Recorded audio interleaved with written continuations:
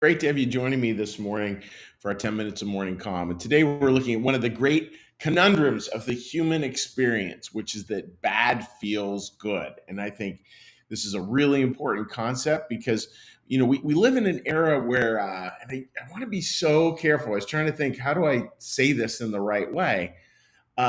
We live in an era where we really do believe strongly in the primacy of emotion, that how we feel about something is the most significant determinant about whether to do it or not. And I would urge us all to be super careful with that particular way of seeing the world. I would just think there's lots of times where, like, being bad sure does feel good.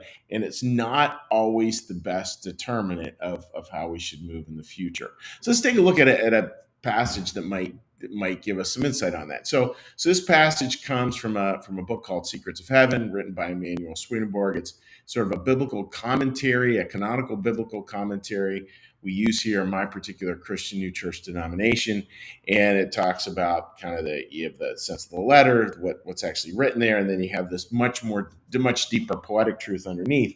And we're looking at the poetic truth to this line here in Genesis, and this is where Lot and Abram go separate directions. If you don't know that Bible story, not that big a deal that you don't know it, but that's what the story's about. And the brothers separated, and it says they separated, Lot and Abram, and they separated a man from his brother. So they separated away. There was a separation there. And that's talking about sort of the external self, that part that has all the compulsions, addictions, separating away from that part that is home to our best intentions. And it's like the two separate, and that's just how life works. And probably there's a lot of good in that, and there's a lot of challenges in that as well, because how do we sort of maintain a holistic life when we're splitting off parts? And there's a lot of theology around that.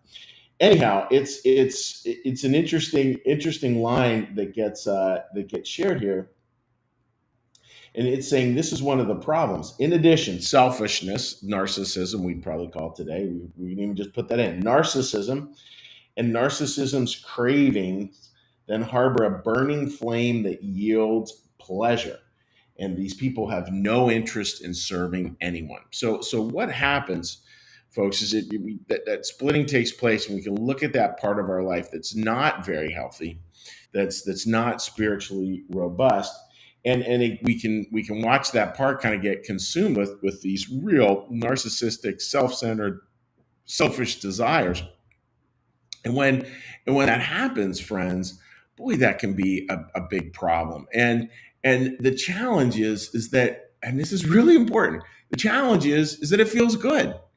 It feels really good to, like, sort of immerse ourselves just in emotion, and just in kind of that very self-centered, myopic. It's not self-reflective. It's ruminating. It's where we just can't seem to get out of it.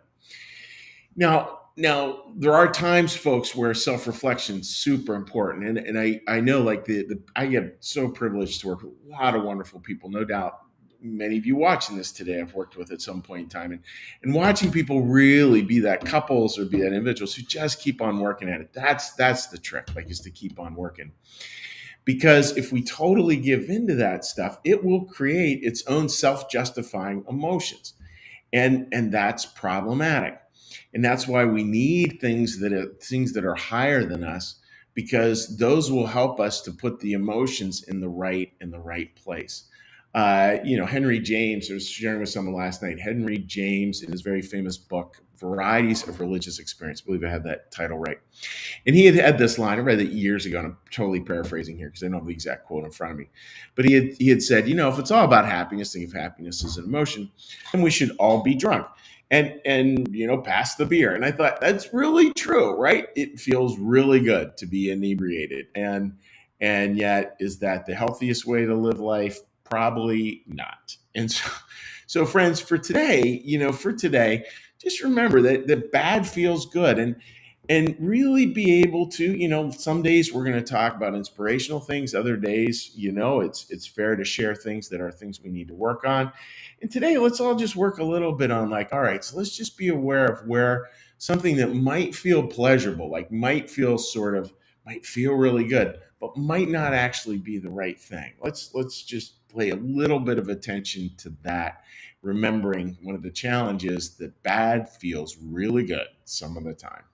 So that's my thought for today, friends. And what we're going to do now is now we're going to do a little prayer, a little meditation, and then a little blessing for folks. So let's all get started. This is a part for this. You join us the first time, we sort of like calm ourselves down. So what I want to do is get started just with a breath here and a prayer bell. Just listen until it stops ringing.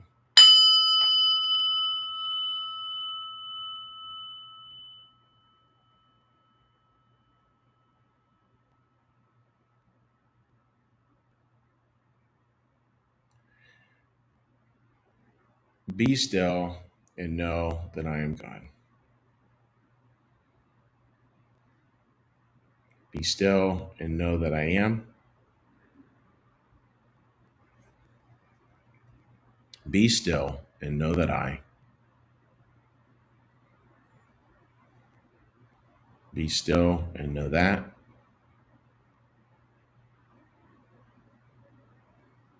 Be still and know. Be still and.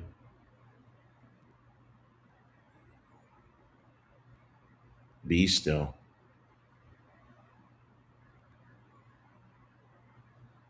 Be.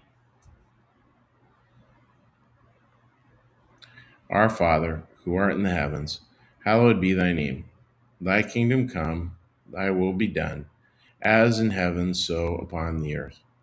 Give us this day our daily bread, and forgive us our debts, as we also forgive our debtors. And lead us not into temptation, but deliver us from evil. For thine is the kingdom, and the power, and the glory forever. Amen. May the Lord bless you and keep you. May the Lord make his face to shine upon you and be gracious unto you. May the Lord lift up his countenance upon you, bring you peace, and bring you home. Amen. All right, dear friends, let's give a little cheery hello to folks who might be joining us here on social media. All right, sorry, I just need to change one little phone setting here. And I hope all of you are having a wonderful weekend. I was out this morning, and it was wonderful getting a chance to walk out there in the rain, which was really, really nice. I like that. Linda, good morning for you. I hope you're doing well. Rick writes us from Folkston, Georgia. Great to have you joining us, buddy. And thanks for this ponderance today. Yeah, it's one to think about. And man, it's like it's so hard. Football season is about to start. And I love football. I could literally watch football the whole weekend. I could start Saturday at 12 and I could go till the last Sunday game. It feels great. It's a light example. It feels great, but I got a family. And yet, man, that being in that place that feels good, but may not always be so good. Something to remember there. All right, let's hop on over to here. Okay, let's take a look over here. All right. Oh, sorry. Got on the other page there. All right. Now we go. There we go. There we go. There we go. Now we got it. All right. A couple more comments to say hi to people here. Linda, good morning. Linda writes, I tried both your Facebook page. Said, good morning. I hope everyone has a good weekend. Totally agree with that, Linda. Sorry, excuse me. Marcus, good morning to you, buddy.